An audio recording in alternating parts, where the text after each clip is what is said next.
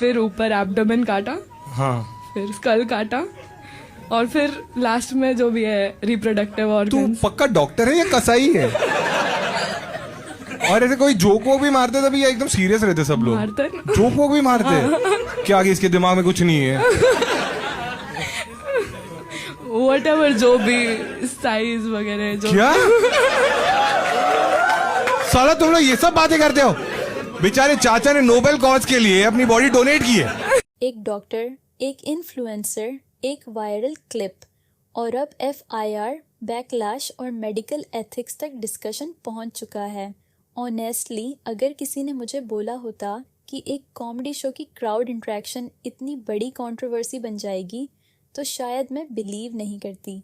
लेकिन अभी एग्जैक्टली यही हो रहा है, और इस पूरे मामले के सेंटर में है डॉक्टर सेजल पवार और कॉमेडियन प्राणित मोर।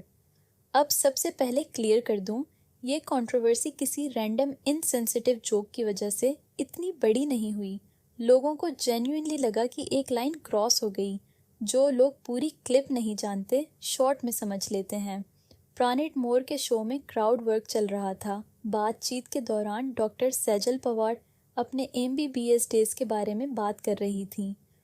मेडिकल स्टूडेंट्स डिसेक्शन प्रोसेस में डेड बॉडीज़ के साथ कैसे स्टडी करते हैं, उस एक्सपीरियंस के बारे में डिस्कशन हो रहा था। यहीं से चीज़ें अनकंफर्टेबल डायरेक्शन में चली गईं। कॉन्वर्सेशन डेड बॉडीज़ के प्राइवेट पार्ट्स की साइज़ तक पहुंच गई।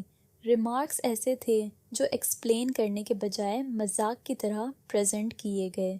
ऑडियंस हंस रही थी। प्राणित मोर पंचलाइंस ऐड कर रहे थे। पूरा मोमेंट कॉमेडी बिट की तरह परफॉर्म किया जा रहा था। और ऑनेस्टली यही वो पॉइंट था जहां बहुत सारे लोगों को लगा कि ये फ़नी नहीं है। सोचिए, कोई इंसान अपनी बॉडी मेडिकल एजुकेशन के लिए डोनेट करता है। कोई फैमिली अपने लव्ड वन का बॉडी डोनेशन अप्रूव करती है ताकि फ्यूचर डॉक्टर सीख सकें। उस नोबल कॉज को लेकर अगर मजाक बनाया जाए, क्या वो सिर्फ डार्क ह्यूमर है या फिर डिसरिस्पेक्ट? और यही वजह है कि इस क्लिप ने इतनी स्ट्रॉन्ग रिएक्शन ट्रिगर की। मेडिकल फील्ड में बॉडी डोनर्स को सिर्फ कडावर्स नहीं माना जाता।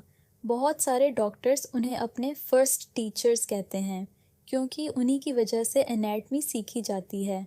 अब इमेजिन कीजिए, अगर किसी फैमिली ने अपने फादर, ब्रदर या हस्बैंड की बॉडी डोनेट की हो और वो ये क्लिप देखे, उनके लिए ये जोक नहीं लगेगा। और ऑनेस्टली मुझे भी यही सबसे डिस्टर्बिंग पार्ट लगा। अब यहाँ एक और चीज़ कंट्रोवर्सी को और बड़ा बनाती है। डॉक्टर सेजल पवार सिर्फ MBBS स्टूडेंट नहीं हैं, वो इंस्टाग्राम इन्फ्लुएंसर भी हैं। उनके अराउंड 2 लाख फॉलोअर्स हैं। पॉडकास्ट्स में दिखाई देती हैं। यंग ऑडियंस उन्हें फॉलो करती है। मेडिकल प्रोफेशन के साथ साथ उन्होंने पब्लिक आइडेंटिटी भी बिल्ड की हुई है। यही वजह है कि एक्सपेक्टेशंस भी अलग हो जाती हैं, क्योंकि जब कोई फ्यूचर डॉक्टर, पिछले इन्फ्लुएंसर और पब्लिक पर्सनालिटी ऐसी बातें करती है, तो नेचुरली लोग ज़्यादा स्ट्रांगली रिएक्ट करते हैं। अब कुछ लोग कह सकते हैं कि गलती सिर्फ सेजल पवार की है, लेकिन ऑनेस्टली मेरा बिगेस्ट इशू सिर्फ उनके साथ नहीं है। मेरा इशू प्राणित मोर के साथ भी है, क्योंकि प्राणित मोर उस स्टेज पर सिर्फ बैठे हुए नहीं थे। उन्होंने कॉन्वर्सेशन को रोका नहीं। उन्होंने ये नहीं कहा कि ओके लेट्स मूव ऑन। उन्होंने डिस्कम्फर्ट शो नहीं किया, बल्कि वो एक्टिवली इन्वॉल्व थे। पंचलाइंस ऐड कर रहे थे, ऑडियंस एंगेजमेंट बिल्ड कर रहे थे। और यही चीज़ इस पूरे मैटर को और प्रॉब्लमेटिक बनाती है, क्योंकि अगर होस्ट चाहे तो बाउंड्रीज सेट कर सकता है।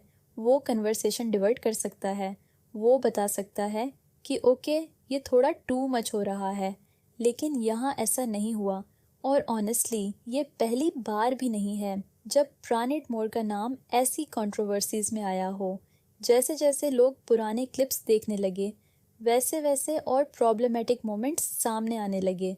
सेक्सुअल जोक्स और ऑब्जेक्टिफिकेशन, ऑडियंस मेंबर्स की प्रॉब्लमेटिक स्टोरीज को एंटरटेनमेंट में कन्वर्ट करना, शॉक वैल्यू को ह्यूमर बनाना। और यहीं पर लोग सवाल पूछ रहे हैं, क्या ये आइसोलेटेड इंसिडेंट्स हैं या फिर ये स्टेज की आइडेंटिटी बन चुकी है?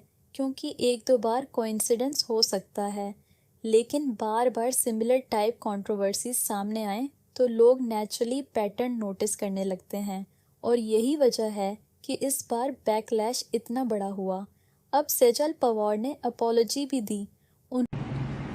हेलो एवरीवन, मेरा जो 3 महीने पहले मैंने शो किया था उसका एक part of the clip viral हो रहा है अभी, जिसमें मैंने एक चीज़ बोली थी and I just wanted to come here and say that I am very sorry that thing happened and I said the very wrong thing. I am so sorry about that. मैंने ऐसे कभी इंटेंशनली नहीं सोचा था कि मैं वो चीज़ बोलूँगी। It's very bad to see whatever narrative has been set and बस मुझे इतना बोलना था कि शुरुआत में मैंने ये 2 बार बोली थी चीज़ कि आई रिस्पेक्ट दैट, लाइक हम उनका बहुत रिस्पेक्ट करते हैं and I know it's my mistake and when I went on a show, comedy show, it was my first stand-up comedy ever. मैं इसके पहले कभी स्टैंड अप शो में नहीं गई थी एंड मुझे ये बिल्कुल आइडिया नहीं था कि उन्होंने एक्नॉलेज किया कि लोगों की सेंटिमेंट्स हर्ट हुई हैं, लेकिन ऑनेस्टली अपॉलॉजी डिस्कशन को ख़त्म नहीं करती, क्योंकि यहाँ इश्यू सिर्फ एक लाइन का नहीं है। इश्यू माइंडसेट का है, इश्यू रिस्पॉन्सिबिलिटी का है, इश्यू उस एनवायरनमेंट का है जहाँ ऐसी बातें एंटरटेनमेंट बन जाती हैं। और एक और चीज़ जो मुझे पर्सनली बहुत इंटरेस्टिंग लगी, अगर 370 रुपये बिरयानी वाले इंसिडेंट में अकाउंटेबिलिटी की बात हो सकती है, अगर किसी और क्रिएटर को कॉन्सिक्वेंसेस फेस करने पड़ सकते हैं, तो फिर स्टैंडर्ड सबके लिए सेम होने चाहिए। अकाउंटेबिलिटी जेंडर देखकर नहीं होनी चाहिए, प्रोफेशन देखकर भी सिलेक्टिवली नहीं होनी चाहिए। अगर कोई गलत है तो गलत है, और अगर कोई लाइन क्रॉस हुई है तो उसे कॉल आउट करना भी ज़रूरी है। लेकिन इसका मतलब ये भी नहीं कि किसी इंसान की पूरी आइडेंटिटी सिर्फ एक कंट्रोवर्सी से डिफ़ाइन कर दी जाए। डिस्कशन होना चाहिए, क्रिटिसिज्म होना चाहिए, लेकिन उससे सीखना भी उतना ही ज़रूरी है, क्योंकि ऑनेस्टली सबसे अनकंफर्टेबल बात शायद ये नहीं है कि स्टेज पर क्या बोला गया। सबसे अनकंफर्टेबल बात ये है कि ऑडियंस हंस रही थी। कभी कभी हम कंटेंट कंज्यूम करते करते इतने डिसेंसिटाइज्ड हो जाते हैं कि हमें रियलाइज़ ही नहीं होता कि हम किस बात पर हंस रहे हैं, और धीरे धीरे वही चीज़ नॉर्मल लगने लगती है। यही रीज़न है कि इस कंट्रोवर्सी को सिर्फ एक जोक बोलकर डिसमिस नहीं किया जा सकता, क्योंकि जोक्स भी रिफ्लेक्ट करते हैं कि हम कलेक्टिवली क्या एक्सेप्टेबल मानने लगे हैं। और शायद यही सबसे बड़ा सवाल है, कॉमेडी में बाउंड्रीज होनी चाहिए या नहीं? क्या डेड बॉडीज़ जिन्होंने मेडिकल एजुकेशन के लिए खुद को डोनेट किया, उन्हें ह्यूमर मटेरियल बनाया जा सकता है? क्या पब्लिक फिगर्स को एक्स्ट्रा रिस्पॉन्सिबिलिटी लेनी चाहिए? और क्या होस्ट्स की भी अकाउंटेबिलिटी होती है जब वो ऐसे मोमेंट्स को एनकरेज करते हैं? ऑनेस्टली मुझे लगता है ये डिस्कशन ज़रूरी है, क्योंकि ये सिर्फ सजल पवार की कंट्रोवर्सी नहीं है, ये इस बात की डिस्कशन है कि एंटरटेनमेंट के नाम पर हम कितना आगे जाने के लिए तैयार हैं। और सबसे इम्पॉर्टेंट, अगर कल आपके किसी लव्ड वन ने बॉडी डोनेशन का फ़ैसला लिया हो, तो क्या आप कंफर्टेबल होंगे कि फ्यूचर डॉक्टर्स उसी बॉडी को कॉमेडी मटेरियल बनाकर स्टेज पर जोक करें? अपनी ऑनेस्ट ओपिनियन कमेंट सेक्शन में ज़रूर बताइए, क्योंकि इस बार सवाल सिर्फ ये नहीं है कि जोक फ़नी था या नहीं।